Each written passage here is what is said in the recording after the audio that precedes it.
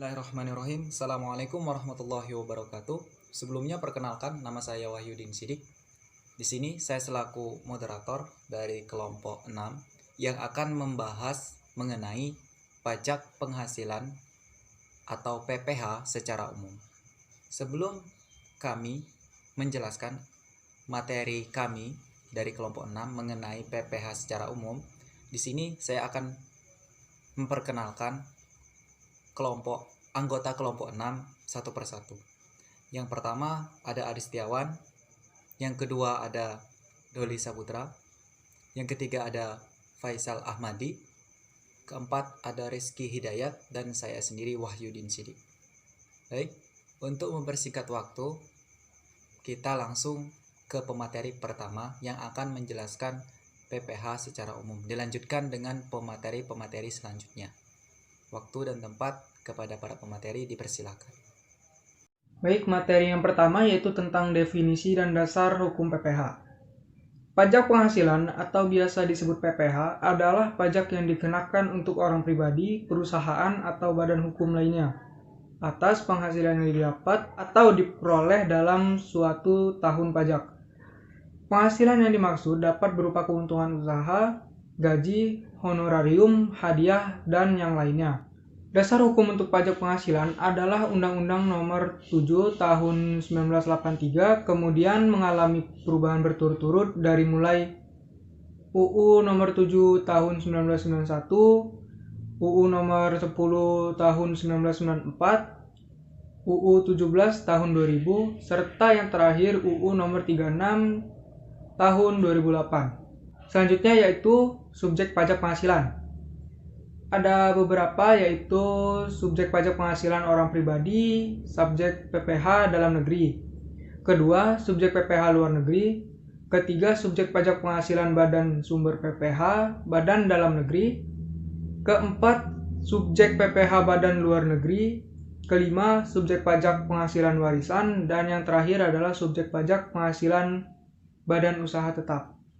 Materi selanjutnya yaitu subjek dalam negeri. Subjek dalam negeri yaitu orang pribadi yang bertempat tinggal di Indonesia. Orang pribadi yang berada di Indonesia lebih dari 183 hari dalam jangka waktu 12 bulan, atau orang pribadi yang dalam suatu tahun pajak berada di Indonesia dan mempunyai niat untuk bertempat tinggal di Indonesia. Selanjutnya yaitu badan yang didirikan oleh kedudukan Indonesia.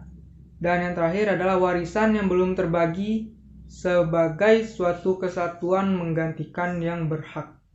Kewajiban pajak subjektif warisan yang belum terbagi dimulai pada saat timbulnya warisan yang belum terbagi tersebut dan berakhir pada saat warisan tersebut selesai dibagikan. Baiklah, yang selanjutnya yaitu subjek pajak luar negeri. Jadi yang pertama, orang pribadi tidak bertempat tinggal di Indonesia, dan juga orang pribadi yang berada di Indonesia tidak lebih dari 183 hari dalam jangka 12 bulan atau 1 tahun. Dan badan yang tidak didirikan dan tidak bertempat kedudukan di Indonesia, yang menjalankan usaha atau melakukan kegiatan melalui bentuk usaha tetap di Indonesia. Yang kedua, kewajiban pajak subjektif orang pribadi atau badan ini dimulai pada saat orang pribadi atau badan tersebut menjalankan usaha atau melakukan kegiatan sebagaimana dimaksud dalam pasal 2 ayat 5 Undang-Undang Nomor 36 Tahun 2000, dan berakhir pada saat tidak lagi menjalankan usaha atau melakukan kegiatan melalui bentuk usaha tetap. Yang ketiga, orang pribadi yang tidak bertempat tinggal di Indonesia. Kemudian orang pribadi yang berada di Indonesia tidak lebih dari 183 hari dalam jangka 12 bulan. Dan badan yang tidak didirikan dan tidak bertempat berkedudukan di Indonesia yang dapat menerima atau memperoleh penghasilan dari Indonesia tidak dari menjalankan usaha atau melakukan kegiatan melalui bentuk usaha tetap Indonesia. Kemudian yang terakhir, kewajiban pajak subjektif. Jadi kewajiban pajak subjektif ini orang pribadi atau badan ini dimulai pada saat orang pribadi atau badan tersebut menerima atau memperoleh penghasilan dari Indonesia dan berakhir pada saat tidak lagi menerima dan atau memperoleh penghasilan tersebut. Kemudian yang kedua yaitu kewajiban pajak subjektif. Jadi kewajiban pajak subjektif ini melekat pada subjeknya dan tidak dilimpahkan kepada orang lain. Jadi berikut ini adalah kapan dimulainya dan berakhirnya kewajiban pajak subjektif. Jadi yang pertama jenis pajak. Jadi yang pertama jenis pajak orang pribadi dalam negeri dimulai saat lahir dan saat berada di Indonesia atau berniat bertempat tinggal di Indonesia dan berakhir saat dia meninggal. Kemudian yang kedua subjek pajak badan dalam negeri dimulai didirikan atau bertempat tinggal di Indonesia dan berakhir tidak bertempat tinggal lagi di Indonesia. Kemudian yang ketiga subjek pajak luar negeri melalui bentuk usaha tetap. Dimulainya menjalankan usaha tetap di Indonesia, kemudian berakhir tidak lagi menjalankan usaha di Indonesia. Kemudian yang keempat, jenis subjek pajak luar negeri tidak melalui bentuk usaha tetap. Dimulai memperoleh penghasilan dari Indonesia dan berakhir tidak memperoleh penghasilan dari Indonesia. Kemudian yang terakhir, ini subjek pajak warisan, yaitu dimulai saat timbulnya warisan yang belum dimulai, kemudian berakhir saat warisan belum selesai dibagikan. Selanjutnya yaitu bukan objek pajak. Jadi bukan objek pajak ini terdapat 5. Yang pertama yaitu kantor perwakilan negara asing, kemudian yang kedua pejabat-pejabat perwakilan diplomatik dan konsulat, dan yang ketiga organisasi internasional, kemudian yang terakhir pejabat-pejabat perwakilan organisasi internasional. Jadi kantor perwakilan negara asing ini yaitu merupakan bentuk badan yang tidak memiliki tujuan ekonomis. Artinya badan ini melakukan kegiatan usahanya yang berorientasi pada keuntungan yang didapatkan dari dalam wilayah Indonesia. Kemudian yang kedua, pejabat perwakilan diplomatik dan konsulat. Jadi perwakilan diplomatik ini adalah perwakilan suatu negara di negara lain atau di organisasi antar negara yang bertugas melakukan hubungan dengan negara lain, dengan organisasi antar negara dan mewakili kepentingan suatu negara tersebut di luar negeri. Kemudian yang konsulat yaitu perwakilan konsuler yang memperjuangkan kepentingan nasional pada tingkat daerah atau regional, yang bertugas melindungi kepentingan warga negara dan memajukan kepentingan negara dan mementingkan kepentingan perdagangan, industri dan pelayaran. Perbedaan pelaksanaan kewajiban perpajakan, wajib pajak dalam negeri dengan wajib pajak luar negeri. Wajib pajak dalam negeri dikenai pajak atas penghasilan baik yang diterima atau diperoleh dari Indonesia maupun dari luar Indonesia. Sedangkan wajib pajak luar negeri dikenai pajak hanya atas penghasilan yang berasal dari sumber penghasilan di Indonesia. Wajib pajak dalam negeri dikenai pajak berdasarkan penghasilan neto dengan tarif umum. Sedangkan wajib pajak luar negeri dikenai pajak berdasarkan penghasilan bruto dengan tarif pajak sepadan. Wajib pajak dalam negeri wajib menyampaikan surat pemberitahuan tahunan pajak penghasilan sebagai sarana untuk menetapkan pajak terutang dalam suatu tahun pajak. Sedangkan wajib pajak luar negeri tidak wajib menyampaikan surat pemberitahuan tahunan pajak penghasilan karena kewajiban pajaknya dipenuhi melalui pemotongan pajak yang bersifat final. Selanjutnya, penghasilan yang tidak termasuk objek pajak penghasilan. Yang pertama, bantuan atau sumbangan, termasuk zakat dan sumbangan keagamaan yang bersifat wajib. Yang kedua, harta hibahan, sepanjang tidak ada hubungan dengan usaha, pekerjaan, kepemilikan, atau penguasaan di antara pihak-pihak yang bersangkutan. Yang ketiga, harta termasuk setoran tunai yang diterima oleh badan sebagai pengganti saham atau penyertaan modal. Yang keempat, penggantian atau imbalan sehubungan dengan pekerjaan atau jasa yang diterima dari wajib pajak. Yang kelima, pembayaran dari perusahaan asuransi kepada orang pribadi terkait dengan asuransi kesehatan, kecelakaan, jiwa, dwiguna atau beasiswa. Yang keenam, dividen atau bagian laba yang diterima PT sebagai wajib pajak dalam negeri, koperasi, BUMN atau BUMD dari penyertaan modal pada badan usaha didirikan dan menjalankan usaha di Indonesia. Nomor 7, iuran yang diterima oleh dana pensiun yang pendirinya telah disahkan Menteri Keuangan, baik yang dibayar oleh pemberi kerja maupun pegawai. Yang ke-8, penghasilan dari modal yang ditanamkan oleh dana pensiun. Yang ke-9, bagian laba yang diterima anggota perseroan komite yang modalnya tidak terbagi atas saham-saham. Yang ke-10, penghasilan yang diterima oleh perusahaan modal Ventura berupa bagian laba dari badan pasangan usaha yang didirikan dan menjalankan usaha di Indonesia. Yang ke-11, beasiswa yang memenuhi syarat tertentu. Yang ke-12, sisa lebih yang diterima oleh lembaga nirlaba yang bergerak dalam bidang pendidikan ataupun penelitian dan pengembangan. Dan yang terakhir, bantuan atau santunan yang dibayarkan oleh BPJS kepada WP tertentu atau WP tidak mampu atau tertimpa musibah. Selanjutnya di sini saya akan menjelaskan tarif PPh. Berapa tarif pajak penghasilan atau tarif PPh? Setiap jenis PPh ditetapkan besar tarif pajak berbeda-beda sesuai ketentuan yang berlaku dalam Undang-Undang PPh. Di sini saya akan menjelaskan apabila pendapatan dari 0 hingga 50 juta, maka PPh-nya yang menggunakan NPWP sebesar 5%, sedangkan tanpa NPWP sebesar 6%.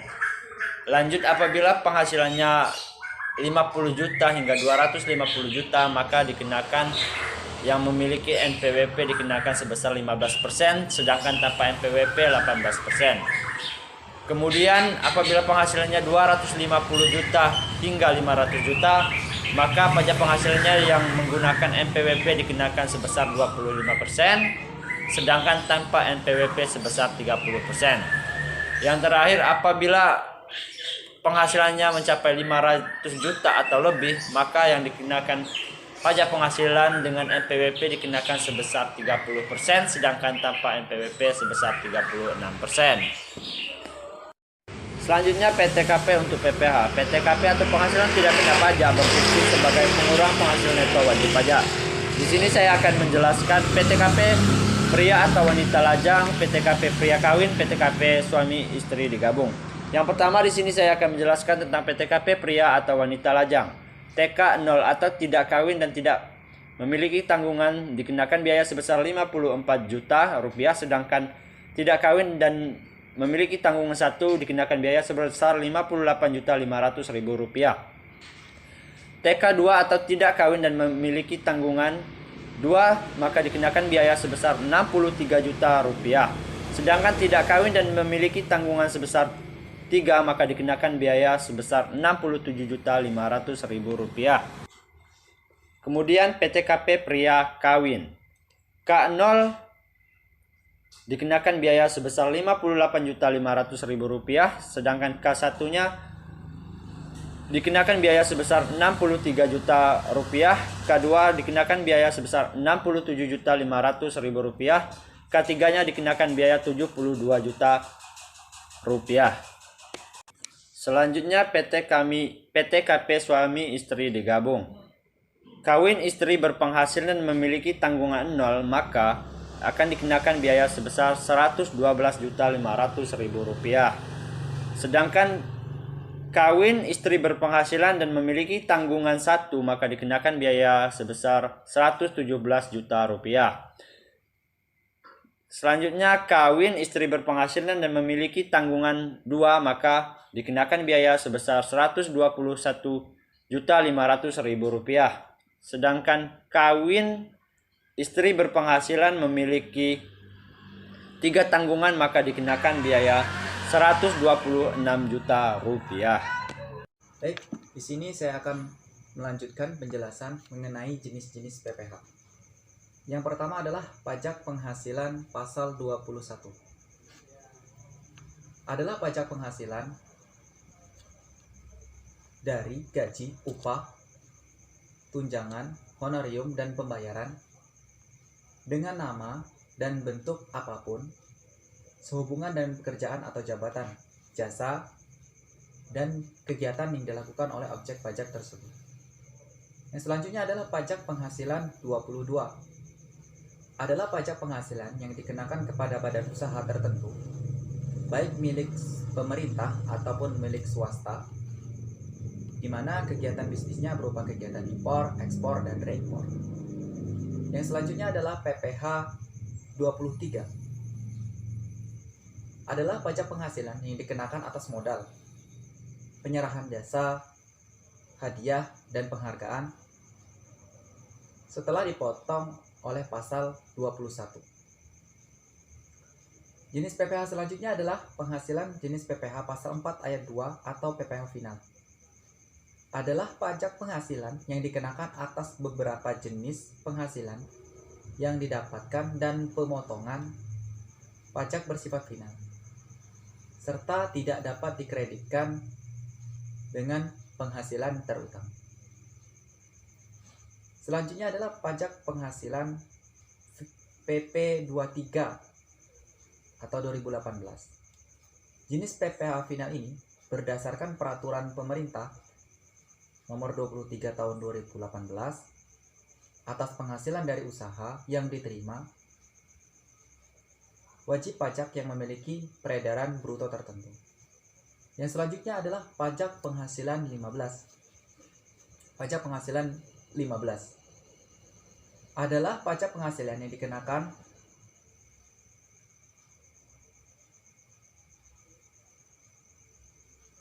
bagi wajib pajak yang bergerak pada industri-industri tertentu dalam Undang-Undang PPh. Pajak penghasilan jenis PPh 19, di mana perusahaan dapat melakukan penilaian, dapat memenuhi semua kewajiban, tujuan perpajakan, dan syarat sampai dengan masa pajak terakhir sebelum masa dilakukan penilaian kembali.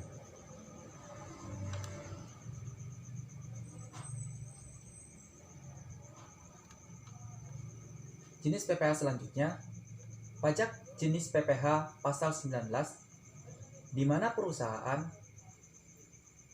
melakukan penilaian kembali aktiva tetap perusahaan untuk tujuan perpajakan.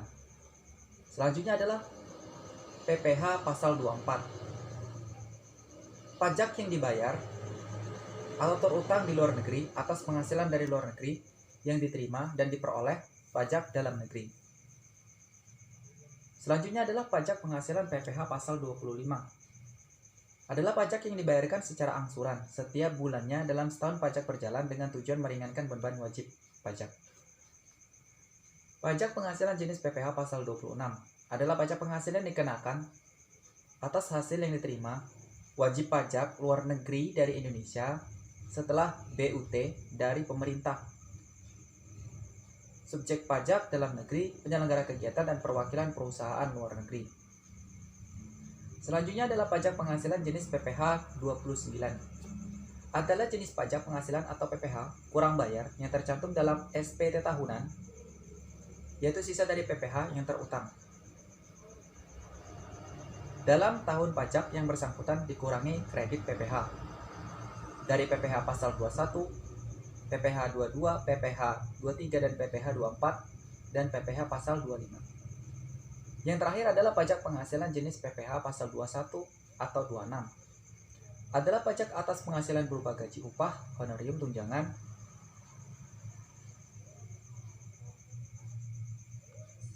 dalam bentuk apapun sehubungan dengan pekerjaan atau jabatan, jasa, kegiatan dilakukan oleh orang pribadi, subjek pajak dalam negeri, dan subjek pajak luar negeri.